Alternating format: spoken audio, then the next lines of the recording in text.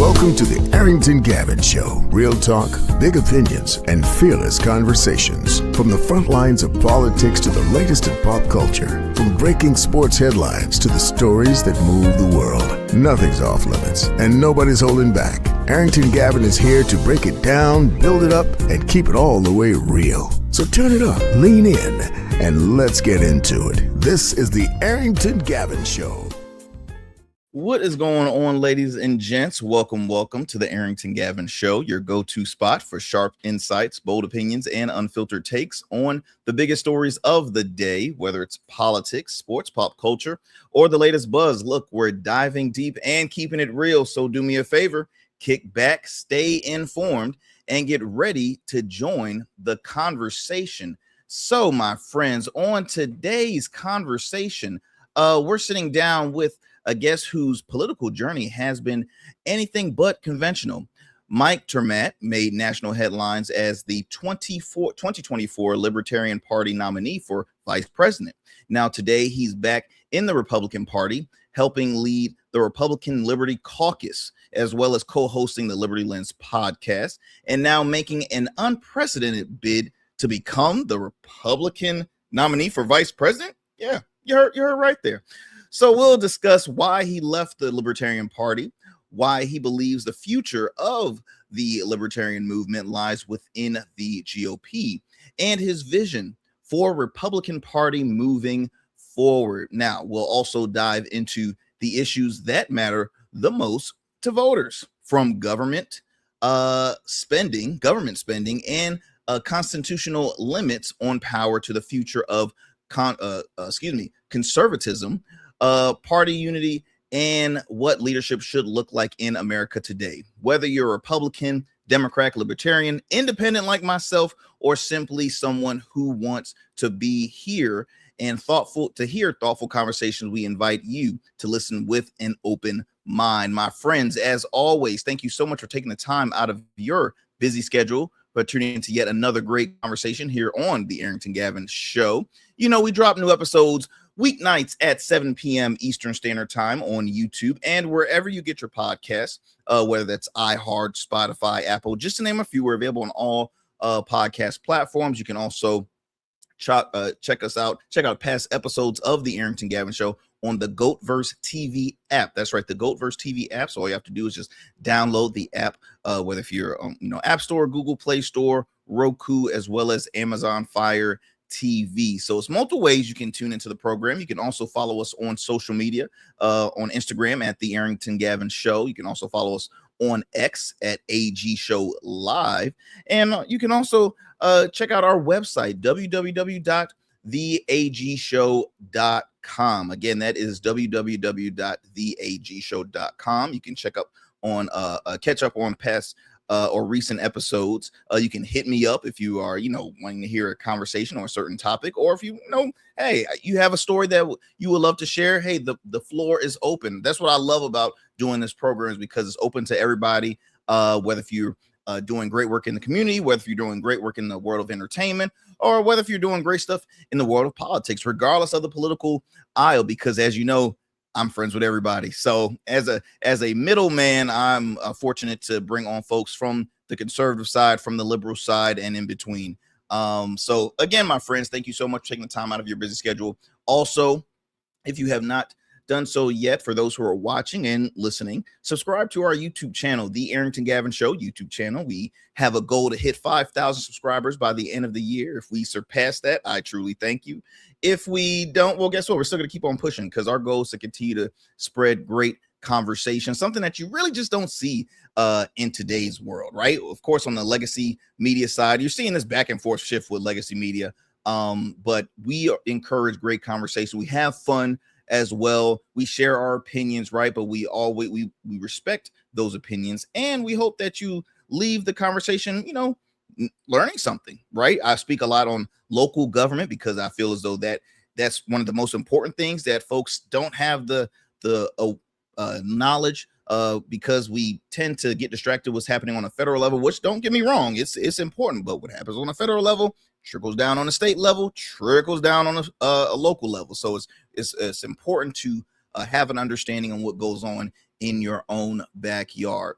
My friends, look, I am excited to have on Mike Maat. So fun fact, I had the opportunity to interview his running mate at the time, Chase Oliver. So Chase Oliver was the presidential nominee, Libertarian presidential nominee in 2024, and this was a while back. So I had the opportunity to interview Chase. Did not luck up interviewing Mike Maat, but hey, today's a day. Today's a day I have that great opportunity. And look, I'm also a fan because I tune into the Liberty Lens podcast and I enjoy it. So I'm thrilled to have him on.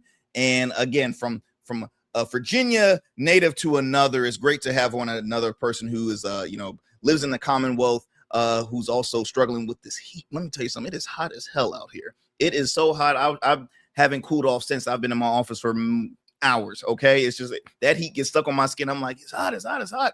I'm on like bottle number 55,000. Help me, who's counting? But I gotta pee like right now as we speak. So anyway, my friends, look, we're gonna head to a commercial break. You're listening to the Arrington Gavin Show. Do not go anywhere and do not change that dial. We'll be right back after these commercial breaks. Every man has a story to tell. Your ambitions, your achievements, your legacy. Your suit should reflect that story, crafted precisely, designed for impact, and tailored exclusively for you. We work with only the finest fabrics, luxurious wools, silk, linen, and blends from world-renowned mills in Italy, the UK, and India. These fabrics are the foundation of custom suits that exude elegance and stand the test of time. But a suit isn't just about fabric, it's about fit, and it's about confidence, and it all starts with you. When you work with me, you'll receive a personalized consultation, whether in person or over Zoom. Together, we'll explore your vision and discuss your needs. And we're gonna bring your ideas to life. My journey as a designer includes apprenticing under New York-based designer Clavon Leonard, showcasing collections at New York Fashion Week, Algeria Fashion Week, and the prestigious Baltimore Met Gala. That experience is what we bring to every suit we create, from weddings to corporate events and everything in between. We specialize in crafting one-of-a-kind suits for life's most significant moments. Dapper Luke has been recognized as one of Baltimore's best menswear in 2023, and I was honored to be one of the 10 designers selected for the prestigious Baltimore Met Gala. With over 900 satisfied clients, we proudly serve Virginia Beach and Baltimore, bringing world-class designs to these incredible communities. We don't just make suits, we craft confidence.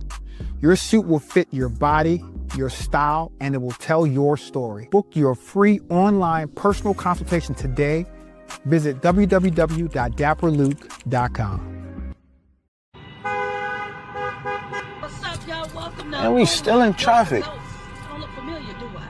Not in this seat. Hey, what's that you listening to? Here to host today. Hey, turn it up.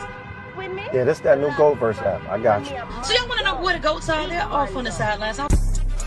Looking for fresh, relevant content wherever you go?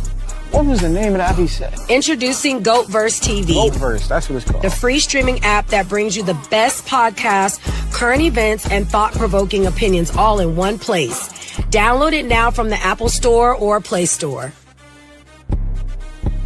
In Goats, we trust. 6'10", number one pick, 16 seasons, college player of the year, all-rookie standout. Joe Smith built a career on grit, consistency, and showing up. Greatness isn't just about the game. It's about how you show up every day. Rugged Evolution now offers body care products for every man, because not every man wears a beard, but every man deserves care. Greatness doesn't fade. It evolves. Rugged Evolution Beard Care.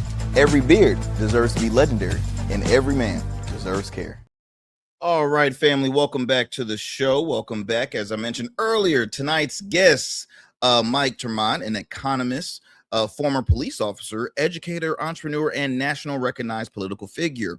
He was, as I mentioned earlier, the Libertarian Party's 2024 nominee for vice president and has since returned to the Republican Party, where he now serves as a leader in the Republican Liberty Caucus, as well as a co-host of the Liberty Lens podcast. Now, Mike has also launched a campaign seeking the Republican nomination for vice president.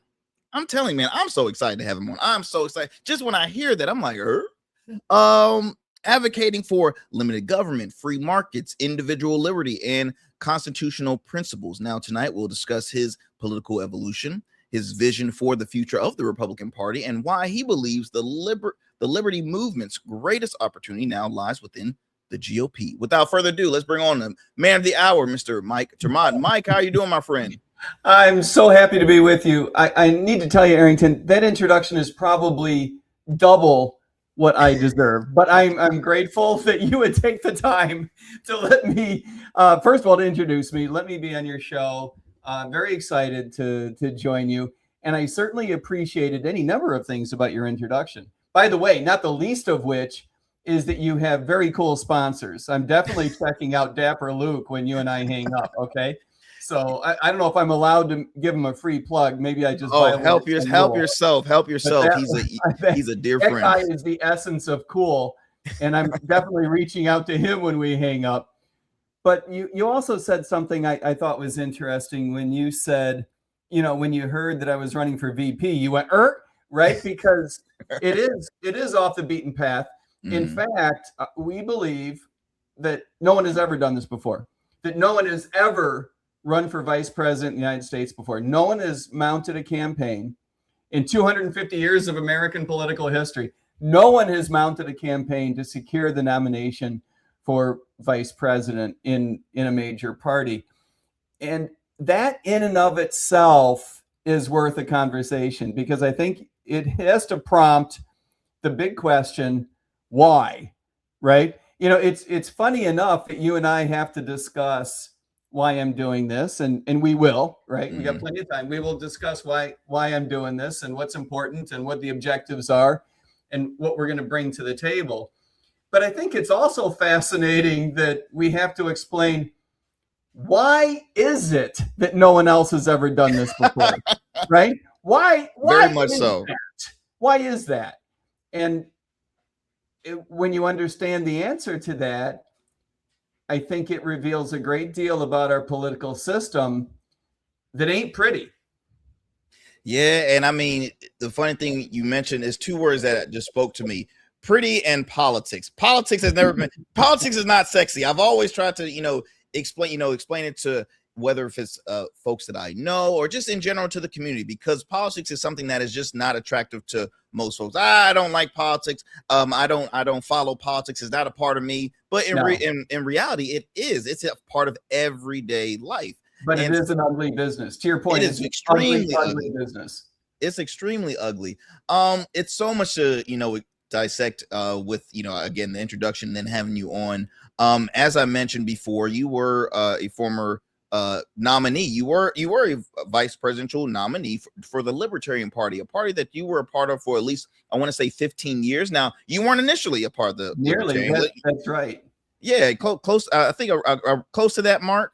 But you were a Republican before you were a Libertarian. For a long time. I worked for the White House in 90 and 91. I worked for the re-election campaign of George Herbert Walker Bush and Dan Quayle. Youngsters in the audience are going to have to ask your parents about that. But they're Googling right now. Okay. Exactly.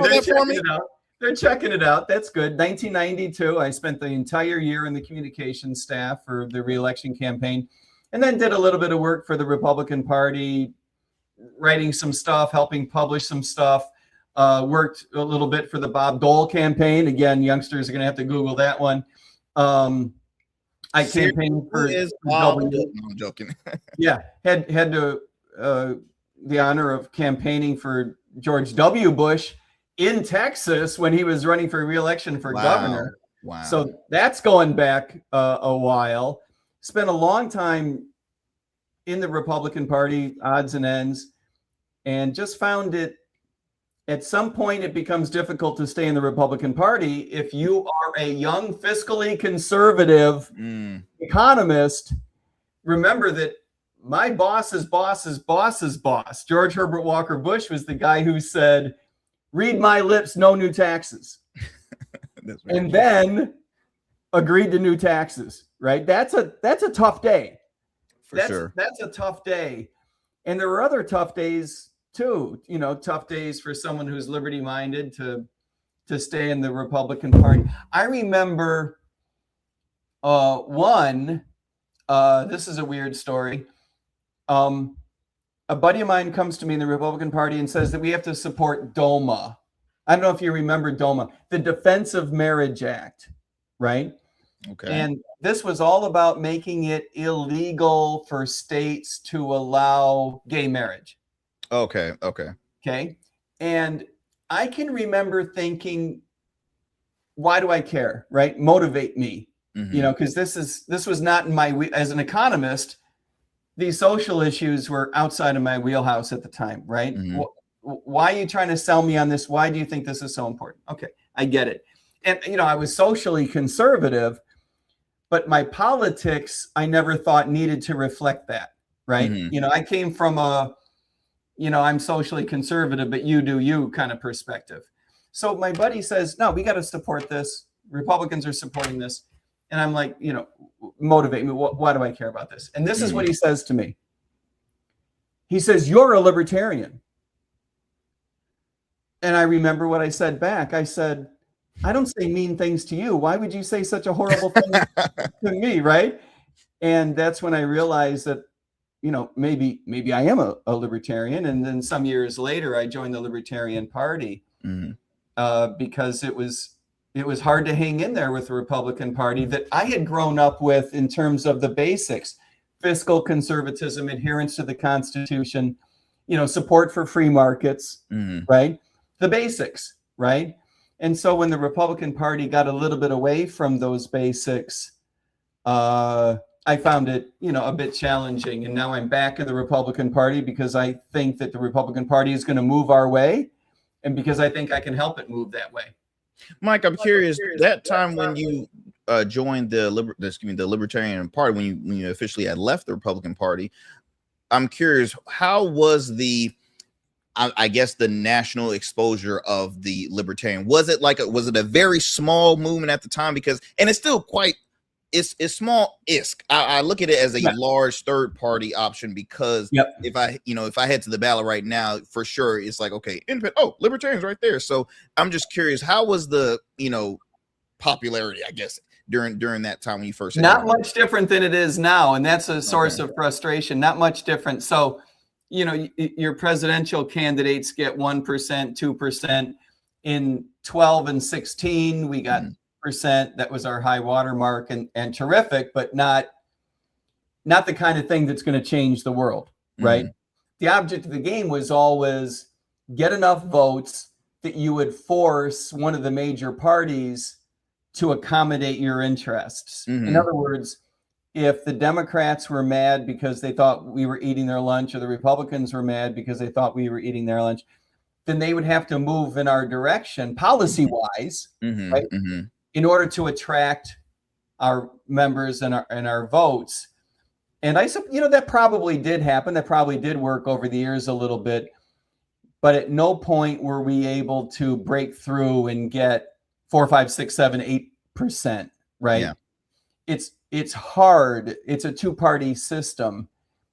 If you're the third party in a two-party system, it's extreme. I mean, that's the part that sucks. Like, I mean, you always hear about, 60-something% of people consider themselves independent, but it's like, okay, but what do they consider once they're behind, that wall sign freaking? I consider myself an independent as well, but I on the philosophy, I vote on person, not party. So obviously when it comes to voting, it's going to be someone I'm going to be, okay, that person caught my attention, that person X, Y, and Z. But it's like, realistically, it's like, it sucks. And I think when I was going back on some reading on the presidential election, I think Chase had finished 5th in that past election, which again, I mean, not the greatest, but hey, it says a lot because it was just an off the wall election cycle in general. It was tough. You had Bobby Kennedy in it, and look, Kennedy proved how hard this is. For sure, right? For sure. Because he only got a couple of percentage points. He had joined the Trump team by that point, but his team believes that even if he had hung in there, he probably would not. He's not getting to double digits. He's getting only a few percentage points. And remember that Kennedy had so much going for him. He's obviously a smart and articulate, skilled politician, the Kennedy name. He had a vice presidential running mate with hundreds of millions of dollars to spend. They had some of the most talented people as political operatives. They had a lot going for them, I guess is what I'm trying to say. And it was still impossible to break through in a way that would change American politics. Yeah. Now he did, once he decided to join the Trump team and Trump won, he was able to obviously gain an important role in the administration. He's been able to push the policies that he believes in. However you feel about that, you have to admit that, you know, he's been, from his point of view, he has gained some success, but that's because he joined the Republicans, not in spite of joining the Republicans, right? It is because of, and so it just proves the strength of the two parties and the resilience of the two-party system. You can hate it, you can buck it, but it is what it is. You, now speaking of joining the Republican Party, you had recently, I think you announced, I want to say 20. How long have you been back in the Republican Party? 14 months. Okay. A team of 45 people and I rejoined the Republican Party, joined the Republican Liberty Caucus. A lot of those people were coming from the Libertarian Party. Some of those people were independents, like you, like Arrington Gavin, and some people were already in the Republican Party. Some people were in the Democratic Party. But as a team, we all joined the Republican Liberty Caucus, which is a great group, by the way. The Republican Liberty old caucus, the old Ron Paul people.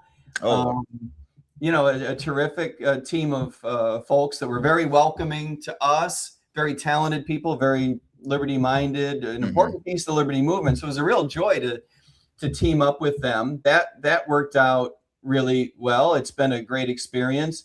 It's been a great experience all the way around being back in the Republican Party, where so many people are of the liberty movement and believe in the liberty movement.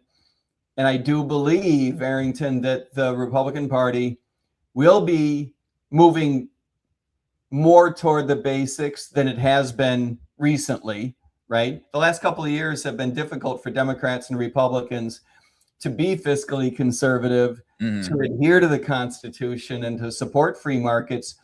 But I think that that's the direction the Republican Party is going and will be going in the next few years. And I'm going to help it move that direction as much as I can. What was the reason for the change? I'm curious, Mike. What was the reason for the, leaving the Libertarian Party? I mean, I'm not trying to speak for you, but I'm assuming you left because a lot of folks will say the party. I didn't leave the party left me. No, but I'm curious. Like, what I hear that so many times with Sure, and that does happen. You know, the party is moving in a weird direction, and you're like, oh, I just can't deal with that anymore. And there's a little bit of that, but it's both reasons, I guess. The Libertarian Party has a fundamental challenge, and that is that because it's the third party in a two-party system, it naturally attracts a lot of people who are not interested in winning, right? If you were all about winning, if all you cared about was winning, and that would not be a good thing, but there are people who only care about winning, right? Yep. Or even if you half cared about winning, you would be in the Republican Party or the Democratic Party, right? So folks that are wonderful and believe in their principles and believe in libertarianism, but don't care about winning, they all end up in the LP. And that's okay, right? But it means that the Libertarian Party has become, for many people, less a political party, less involved with winning and putting people up for races and gaining ballot access, and more for some people about being a club, a social club, a debate club, a dinner club, a place for like-minded people to rub elbows. And that's a wonderful thing. A club to stick it to the man, in a sense. Yeah, exactly. That is a wonderful thing, but that doesn't make you a successful political party in the long run. And I believe that the debate that's going to matter in the United States, the political debate, And by the way, if it doesn't sound too melodramatic, I would say the debate that's going to matter in the world is going to matter inside the Republican Party. I believe that how the Republican Party, how we decide the party operates and what the party pursues, the type of candidates, in the wake of President Trump leaving office, right? He'll leave office in 2.5 more years. When he does, as that date approaches, the party's going to have to make some decisions, maybe not explicitly, but certainly implicitly. How the party behaves is going to reflect decisions made by a whole bunch of people. That direction, that new direction, is what is really going to matter in America. And I say that because there's so much at stake and it's up for grabs. Whereas I just don't think the Libertarian Party is going to be able to play any bigger role in the future than it has the past 50 years. Nor do I think that the Democratic Party, which, you know, the Democrats are going to win elections and they're going to move legislation. They're going to do all the things that parties do. But I don't think the Democratic Party is going to participate in a debate, in a philosophical sense, a political sense going forward. I don't think the Democratic Party has yet figured out what they've been doing wrong the past 20 years. I think they're still living in the past, which is too bad. I'm rooting for them. You know, we've all got friends and family in the Democratic Party. I'm sure that a lot of your viewers are Democrats, and I am rooting for them. You know, I hope that they, you know, it's full of well-meaning, patriotic, smart, talented, hardworking people. They deserve a great party.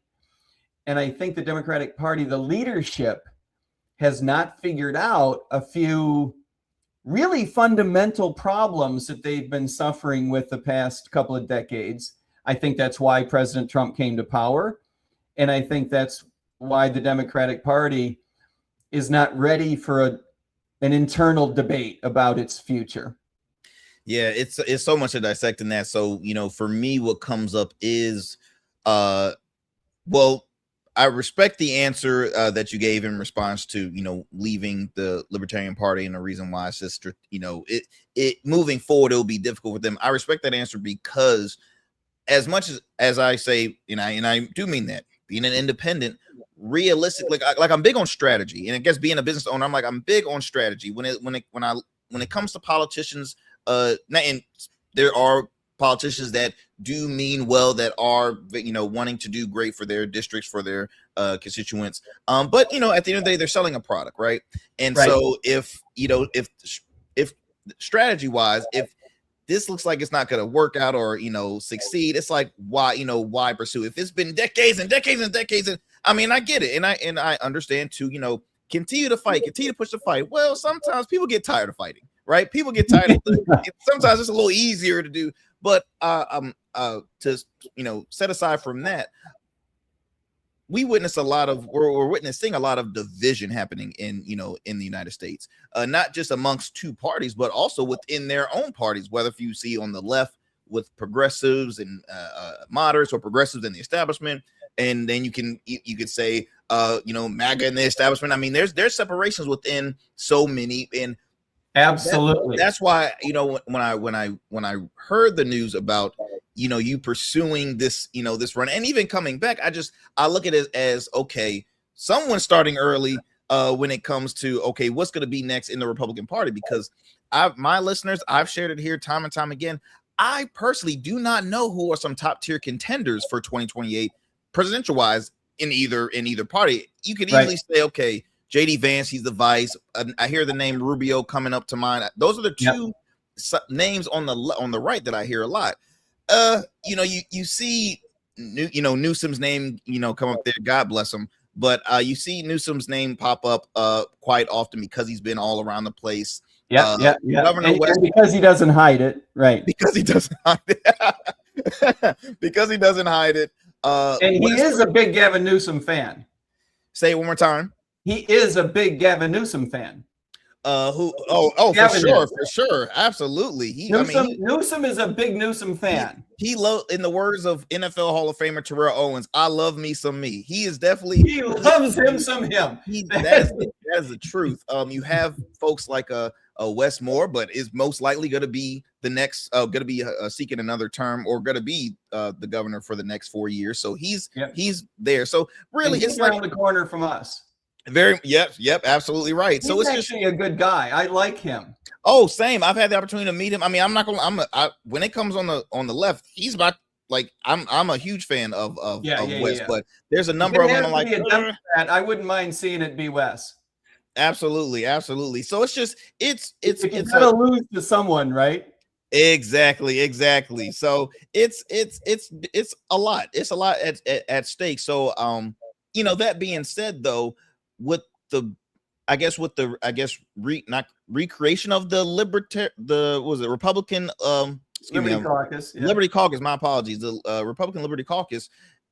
There are you brought up Rand Paul. I mean, folks will be like, oh man, I haven't heard of a Republican like that. And so you're talking about like McCain Republicans, you're talking about Romney Republicans in this. Like it's just there's Republicans where people are like, man, I miss those Republicans to an extent.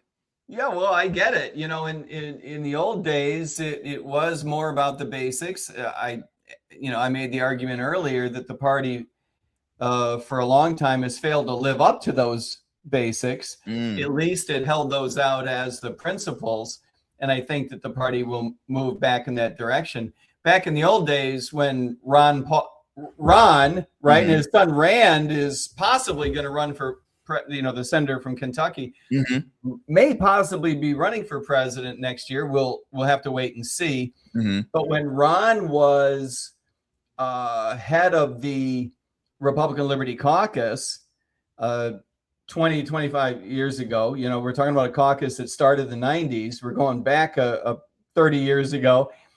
When Rand's dad, Ron Paul, was the head of the caucus, it was because he felt that the Republican Party made more sense for libertarians than the Libertarian Party did. He felt like the right thing to do was to work inside the Republican Party. I still think he's right I still think he was right and is right about that. And I think that's the way to go.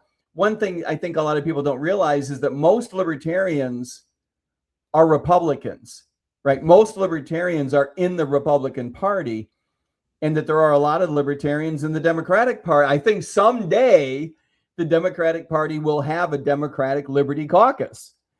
I think that day might happen soon. I don't know. Well, I mean, it's just the way it's looking right now. It's looking like it's pretty close. But my apologies, I didn't mean to cut you off. No. I hope it happens because I would like to see the Democratic Party offset some of this silly, what I consider silliness going on in, for example, New York City, where you see some folks that brand themselves as socialists. I don't care what people brand themselves. You want to call yourself a hippie, that's terrific. But what bothers me is that some of these folks mean it. They seem to lack a little bit of respect for what is the mainstream American political mainstream of respect for private property and respect for free markets and respect for allowing people to live their economic lives as they see fit. And that's a problem. And sometimes you see some fairly sophomoric statements come out. I would say that about Mayor Mamdani. I think he's a nice guy. I think he's obviously smart, articulate. He's obviously a very skilled politician. I think he cares deeply about the people of New York City. He wants to do the right thing. He strikes me as an American patriot and a very patriotic guy. Oh, that's good. Sometimes he says things that just make me think, where did you get that idea? Like, why would you think that would work? What makes you think that a city-run grocery store is going to work? I mean, look, and look, try it. You know, I've I spoken don't with think it's going to Democratic work. voters. I've spoken with Democratic voters that are also kind of having the same mindset as well. Like, you know, what the, you know, I guess you could say the socialist, you know, movement in the Democratic Party. And I've shared this on my show a lot. I have a lot of friends that are involved within the party. It's easy to say that, you know, just because 3 folks make a huge change in, you know, in New York, I don't see them being over. Now they are winning, you know, a number, but they're winning within districts that are already blue enough that, you know, throughout years it goes more and more blue. So Colorado,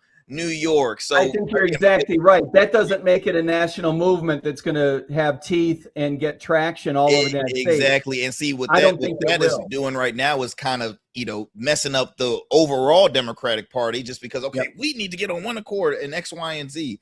Mike, I agree with you wholeheartedly. And that's why I think, and this is why you said that you thought a Democratic Liberty movement could happen soon. I'm more pessimistic, but but I hope you're right, because I think a lot of people in the Democratic Party, I don't know why this is my fault that we're talking so much about the Democratic Party. Let me get this off my chest.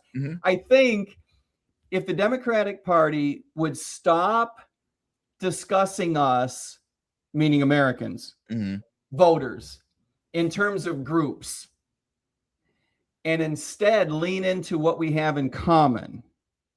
By the way, this is my advice to Republicans too. The Democratic Party really has a nice political, philosophical base if they can stop that, right? And stand up for our individual liberty, which for a lot of old-timey Democrats was in their wheelhouse, right? You know, when you know, I'm older than you are. I grew up watching the 60s and the 70s. You know, I remember some of those old-timers. And a lot of those guys were in the Democratic Party, right? A lot of them weren't. And, you know, everyone's mad at each other. I get it, especially you go through a period like the Civil Rights Movement. But a lot of those guys were in the Democratic Party. And it was all about standing up for your rights. It was not about positioning you as a victim and therefore you need something from the government. It was about standing up for your individual liberty. And the Democratic Party, in my view, used to be good at that. And when I saw them with this recent, you know, what they called the autopsy of the 2024. Oh, my goodness sake. Mismanaged in every way. But the meat and potatoes of it was particularly bad. I heard a lot of Democrats say, here's what went wrong in 2024. We need to get better at talking to Black males. We need to get better at talking to Black females. We need to get better at talking to white females. We need to get better at talking to white males. We need to get better at talking to immigrants. We need to get better at talking to poor people. We need to get better at talking to small business owners. Stop it. Stop it. No, you don't. You need to get better at talking to humans, right? You need to get better at talking to Americans, because what holds us together is 10 times more. Look, your experience, my experience, everyone's experience is different. No one could possibly suggest otherwise. I get all of that.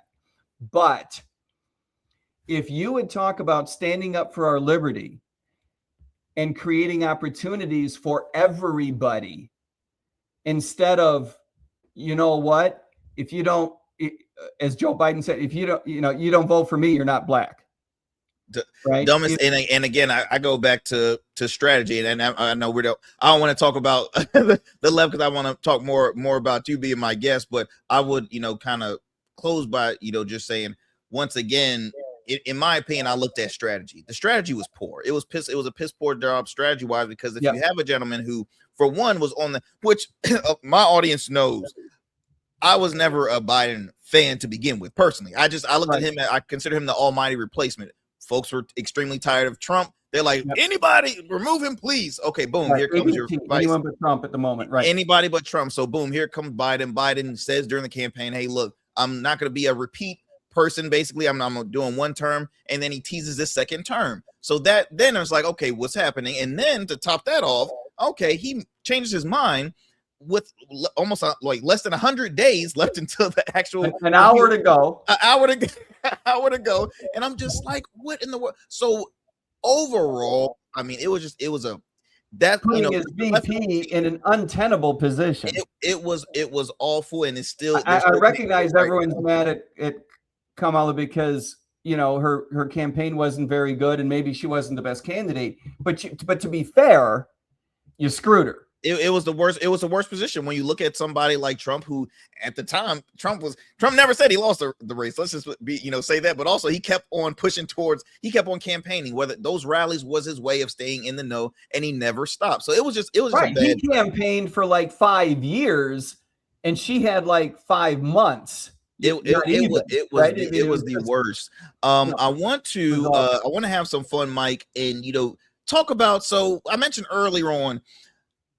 A vice president, you made a bid. You had a big announcement, right? You had a big announcement, and I'm over here reading this article. I think, I forget where I was reading on, but I see, makes a vice presidential bid. I'm like, hold up. Vice presidential bid. And again, I tune into the Liberty Lens podcast. Shout out to your co-host, Big John. I'm a fan of the podcast.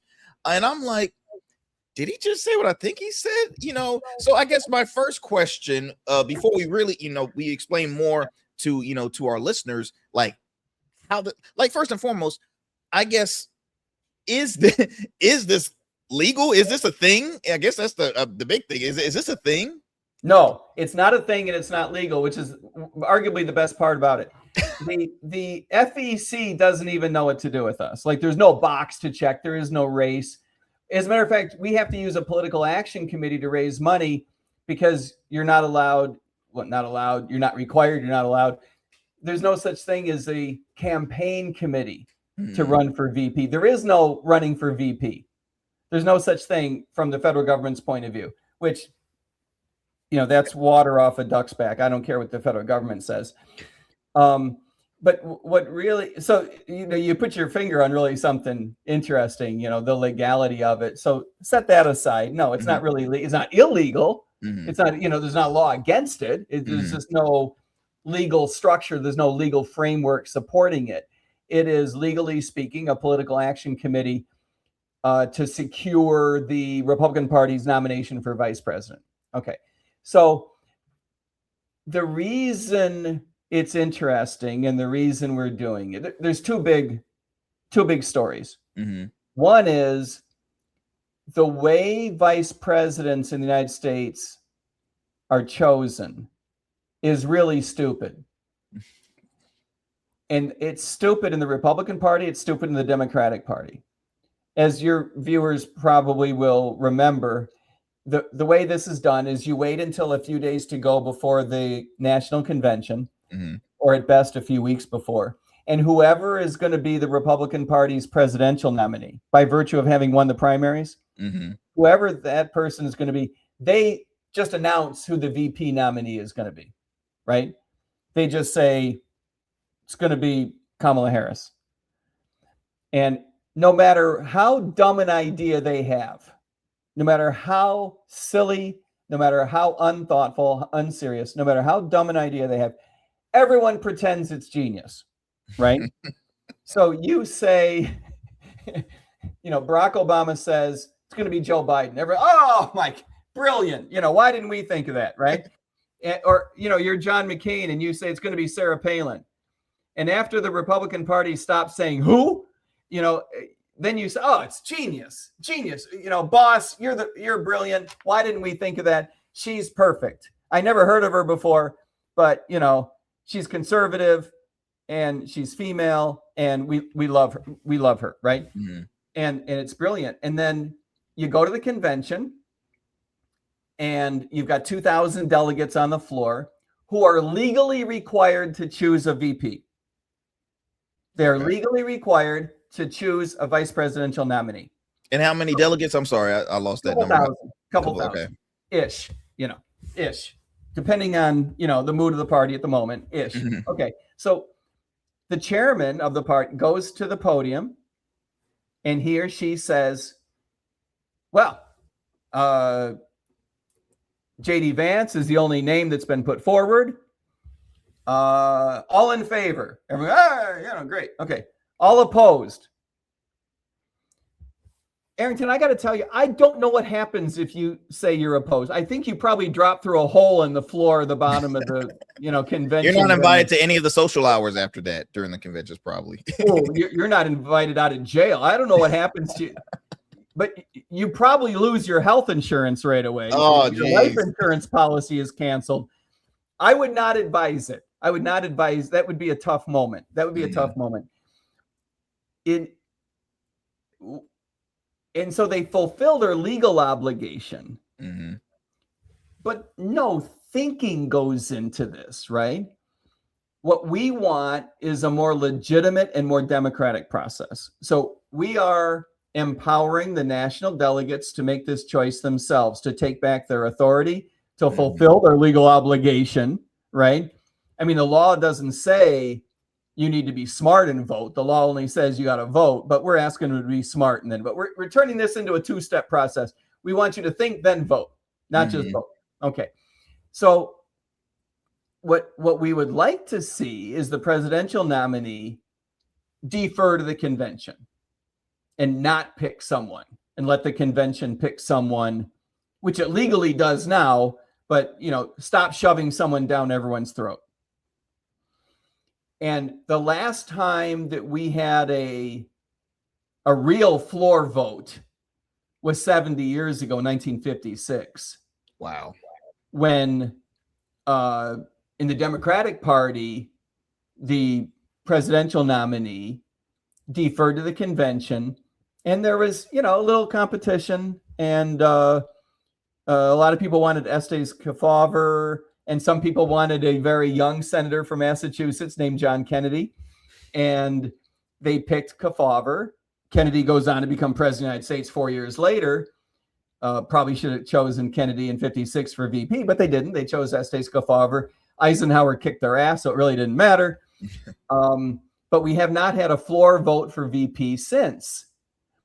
And that has led to some really weird situations, and not good ones.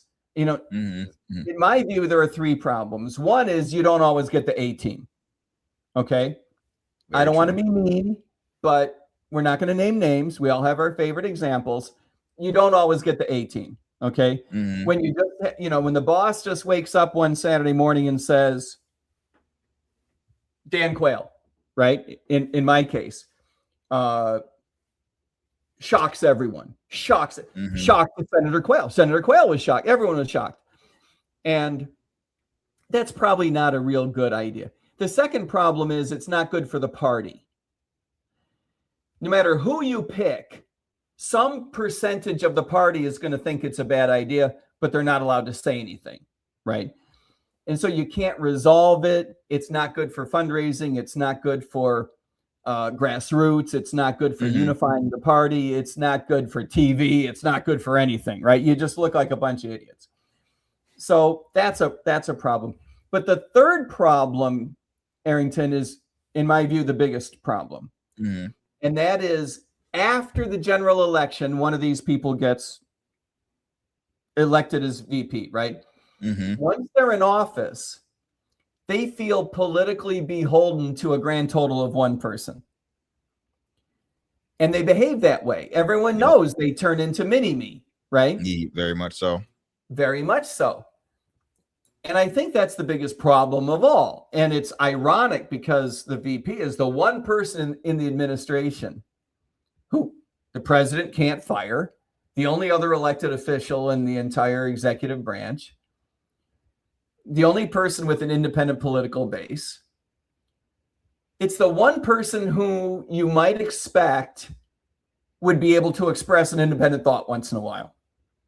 You're not asking a lot. I'm not asking for this to be contentious, antagonistic. They're still going to be from the same party.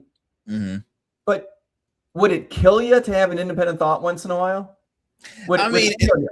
It's so much that's coming to my head. So, okay, I'll start with, by the way, my mind is like a talk radio station, seriously. So I'm trying to are you calling in right now? I really am. I'm calling in right now.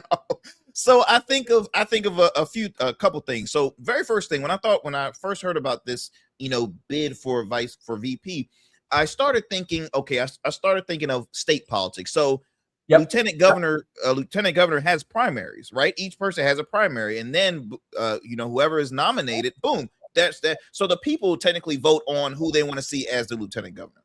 Now, it's a great analogy. Yeah, and somewhat similar to, as you mentioned, a couple thousand people vote on. So I like competition. I also think of a side note, and again, I know we were done talking about the left in this case, but I think of an interview where Kamala Harris sat with some ladies at a table. I'll make the what would you do differently? Well, the show I'm talking about, Mike. And so right then and there, I get it. You want to be respectful for, hey, that's your boss. You're trying to get an endorsement.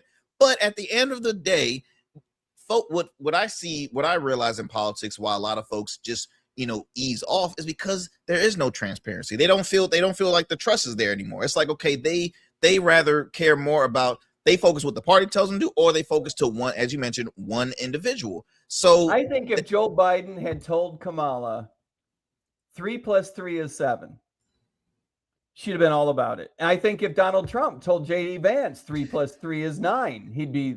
I was just about to speak on JD, because I was watching Real Time with Bill Maher, and JD was on, I think, promoting a book. And in my mind, I'm like, is it me or JD's trying to dress a little bit similar to like Trump? I mean, he had the big long red tie, and I'm just like, absolutely. Because again, folks need to realize JD's still a bad look. JD is very new in politics. I mean, he was a senator for not even a year in Ohio, maybe a year. 20 minutes. Yeah. 20 minutes. That was it. And Arrington, it's a real loss. Some people are big JD fans. Some people are not big JD fans. Okay. I get all that, right? Mm-hmm. Okay. If you're a JD Vance fan, you want as much JD as you can get. Mm-hmm. Mm-hmm. And I think we've lost a lot of JD over the past 2 years. For sure. Yep. JD used to be kind of an anti-war guy. He was also kind of an anti-Trump guy too. Big time anti-Trump guy, right? Big time anti-Trump guy, and a little libertarian, a little, skeptical of big institutions, skeptical of concentration of power, skeptical of the federal government. All that's gone. Now it's just whatever Donald says goes. And that's a problem. If you're a JD Vance fan, you've got to be pissed. Imagine how much JD you would be getting right now if there was a legitimate process that went into naming him as VP. Mm-hmm. I don't mean full-blown primaries. Maybe some, 500 years from now, there'll be a primary. But just feeling like the party was behind him as opposed to one person. Yeah. Yeah. Think how much better it would be for him. By the way, it would also be better for him running for president. I mean, that's not my thing. None of my business. You do you. But you, JD, would be much better off running for president if you had been accountable to the whole party up until now, instead of going down with the Trump train when, a couple bad things are going to happen. The war in Iran is not going well, and he did not speak out against it publicly. Yeah. The economy, we have a real financial problem with the amount of debt that's being taken on by the federal government.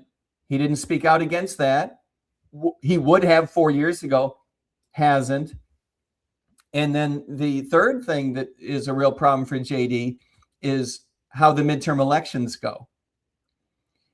And he has not differentiated himself one iota from the president. And so if you're a JD Vance fan, if you're all about him becoming president, you've got to be pissed about the stupid way we choose VPs in this country. Mike, I will say the same thing about Rubio. I mean, I think it hurts the chances for both, because somebody could easily say, if they had to choose, if I talk with some of my Republican friends, they will say, you know what, if I had to choose between the two, Rubio all day. If I talk with Democrats, they'll probably say, I wouldn't mind seeing Rubio. I mean, Rubio was that person that was like, okay, you know, if I had to pick, he was that. I think the baggage will affect him being a part of the administration. And I look, this is no just all around the time. I mean, my audience knows I'm not the biggest fan of the administration, nor am I a big fan of Trump. And I'm a little late asking this question, Mike, to you, but I wanted to ask, do you think Trump helped or has helped or hurt the Republican Party? Oh, he's hurt the Republican Party enormously damaged the Republican Party. And that's despite the fact that he has gotten some things right, that he came to office for a lot of reasons that are perfectly logical. You know, he was a backlash against a lot of the dumb stuff that the Democratic Party was supporting. I lay a lot of the blame at the feet of the Democratic Party and past Republicans that weren't getting the job done. I think Americans have been frustrated with both parties, frustrated with systems, the institutions of our democracy. You know, what do you think is going to happen when politicians, you know, they don't care about transparency, they don't care about how much money to spend, they didn't care about the border, they don't care about the Constitution, they don't care about anything, right? Politicians only care about power.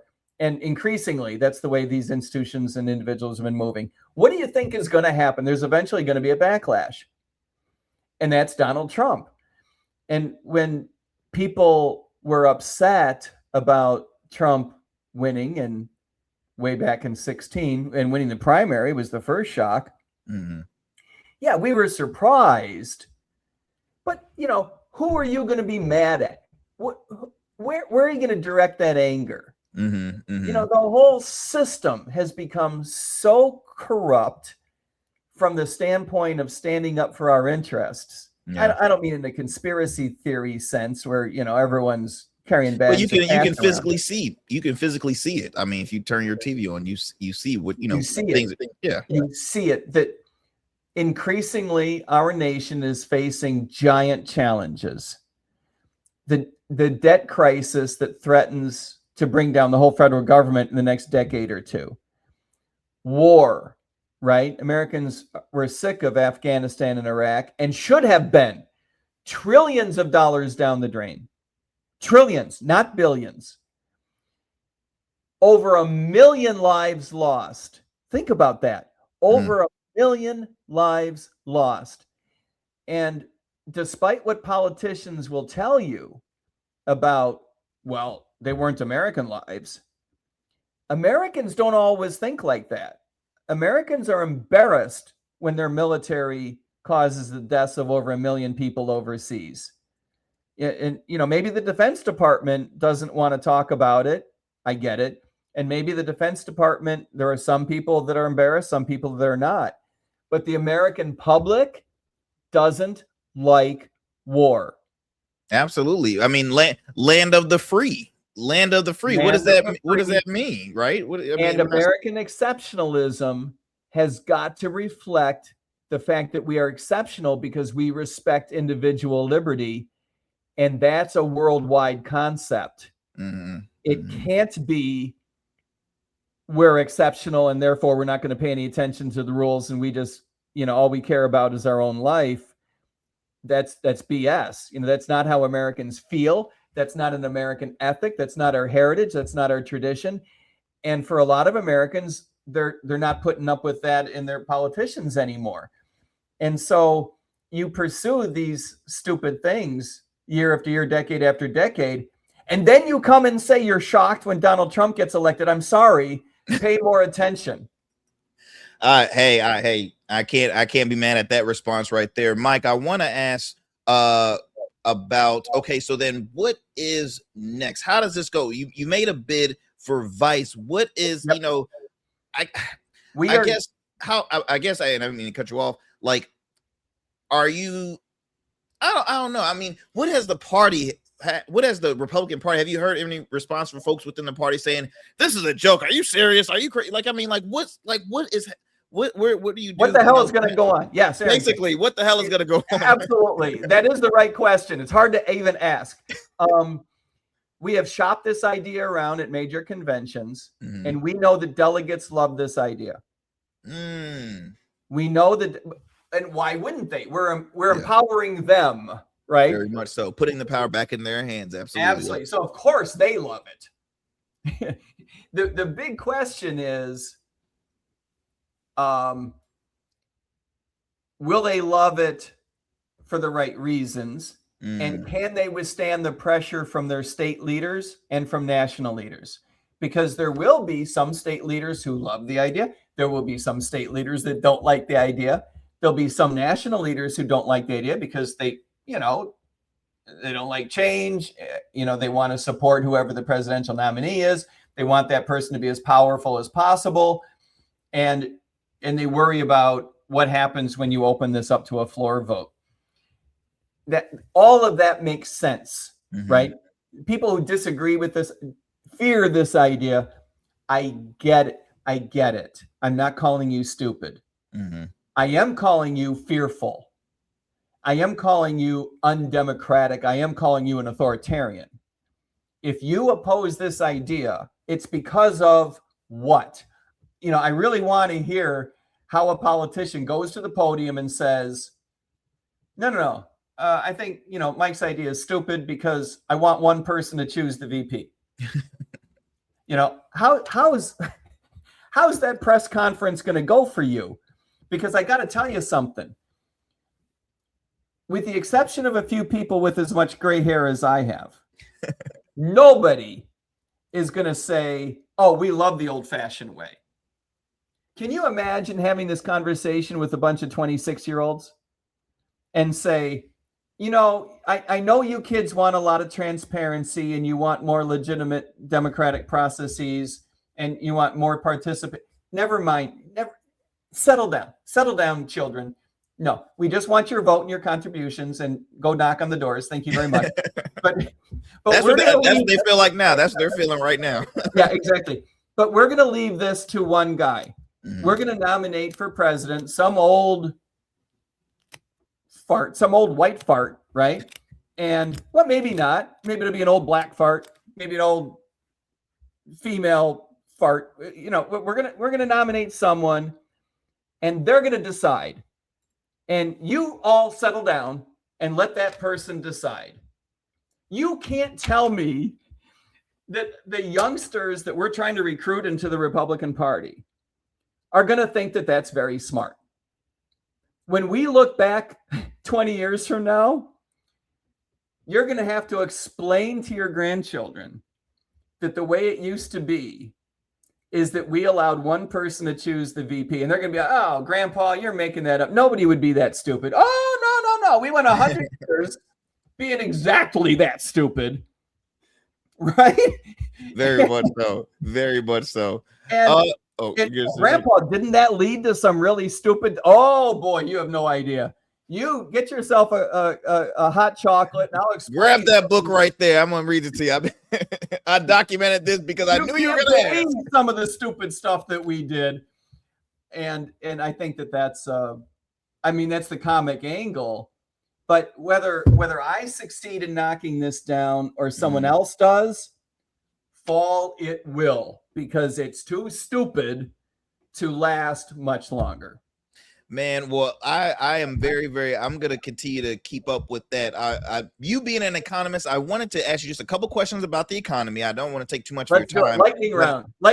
Yes. Okay, so Mike, you served as a White House economist during the George W. Bush administration. Herbert Walker, excuse me. Herbert Walker. I always get, you know what, growing up, you know what me and my family used to say, all right, was this the dad or the father? All right, the dad. Daddy Bush or son Bush? Very young. I was, 28, 29, 30. Oh, wow. So being, working in that administration, looking at today's economy with persistent inflation concerns, you mentioned earlier, a growing national debt, higher interest rates, and global uncertainty, what stands out to you as the biggest warning sign? A couple of things. One, the creditworthiness of the American government was downgraded last year. And that means that the private sector, right, a lot of people who are paid to be smart and not stupid, are worried that the federal government will someday find it difficult to make an interest payment because we're accumulating debt so fast, outpacing our growth, outpacing our economy, right, that someday we're going to be in trouble. And when that comes, we're talking about a worldwide depression that would be very difficult to climb out of. If the bond market were to collapse and the US dollar collapses, the whole world is in trouble. And we need to avoid that. And the fact that politicians are not talking about this, not very much anyway, is a big problem, because we need to do something about it now. By the time it becomes a problem, it's too late. By the time, you know, if we're talking about, gee, next year we might find it difficult to make every interest payment, too late. Too late. Can't do anything about it. The second thing I worry about is that we get into war too often. And what I mean is, each war is terrible. And I think that we could build an argument against each one of them. You know, the Iran war is one of those weird things where maybe eventually we were going to have to do this, and, you know, there's just no way around it. But the way we got into it, without allies, without Congress, without a plan, without an exit strategy, without the right resources, without negotiating for weeks and months and possibly even years, we did a really bad job of getting into it. And I would say the same thing about Afghanistan and Iraq and many of the conflicts before. We get into war so often that my biggest fear is that we're eventually going to get in over our head and find it difficult from which to extract ourselves.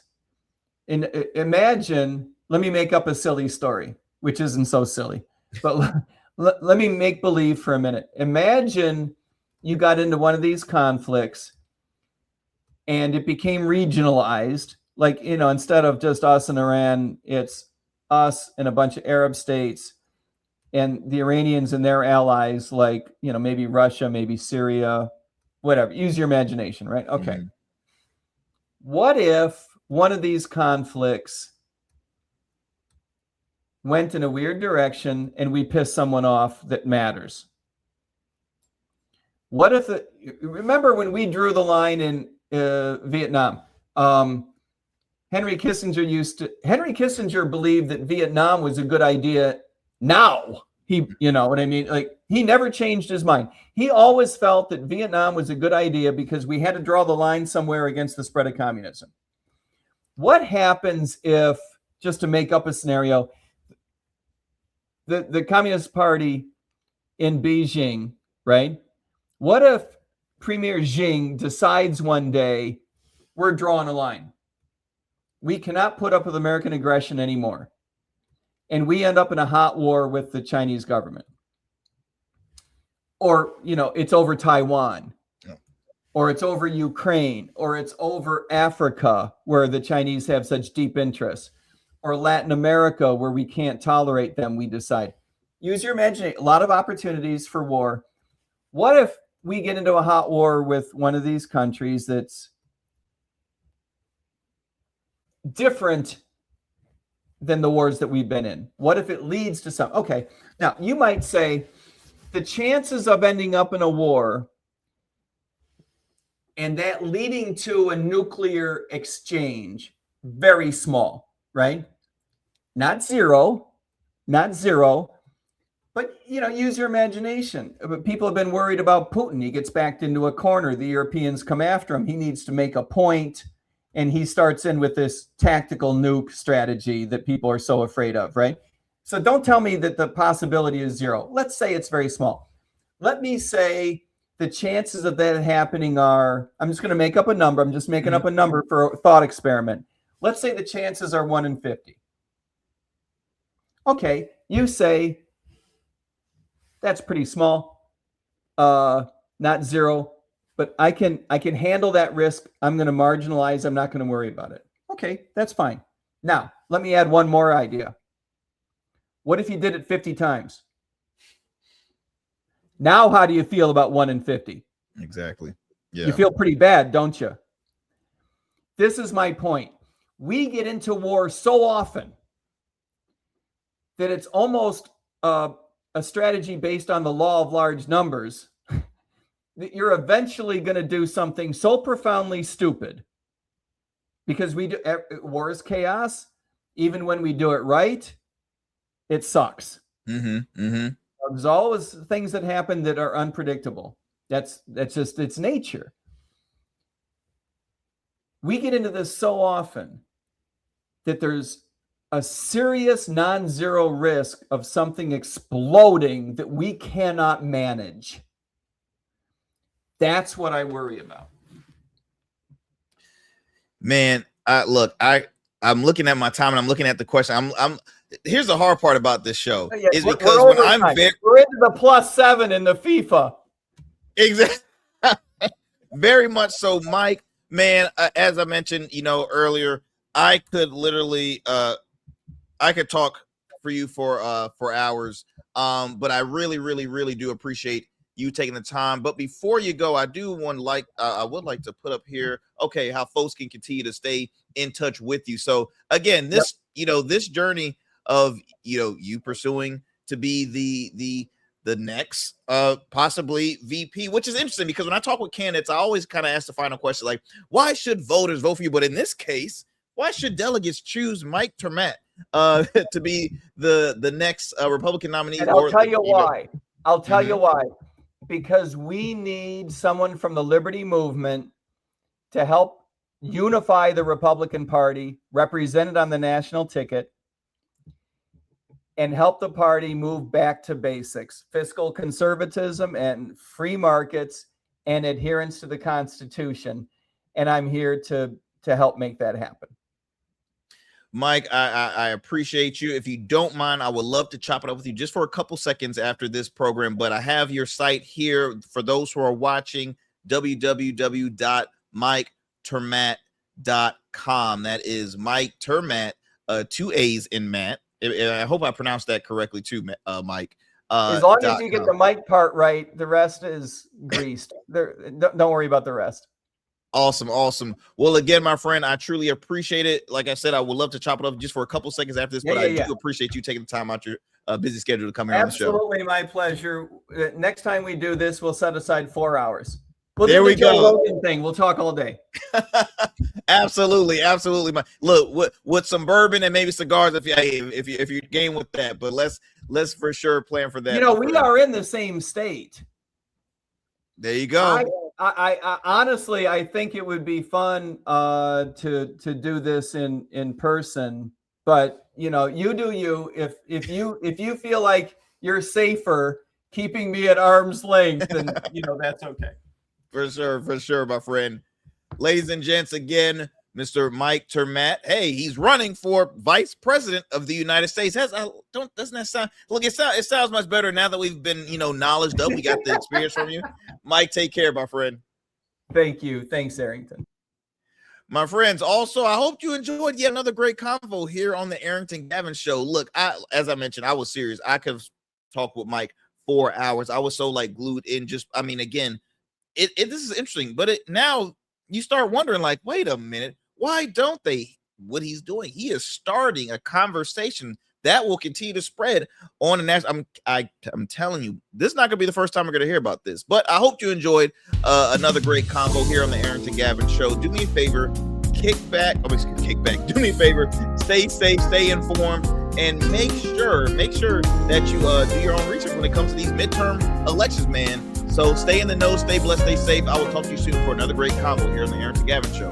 That's it for tonight on the Arrington Gavin Show. Thanks for tapping in and keeping the conversation alive. Don't forget, stay connected with us on all platforms. Follow at Arrington Gavin on Instagram, Blue Sky, and X, and subscribe to the official Substack for exclusive takes and deep dives you won't get anywhere else. We're here every weeknight, same time, same energy, same real talk. Until next time, stay bold, stay sharp, and stay true.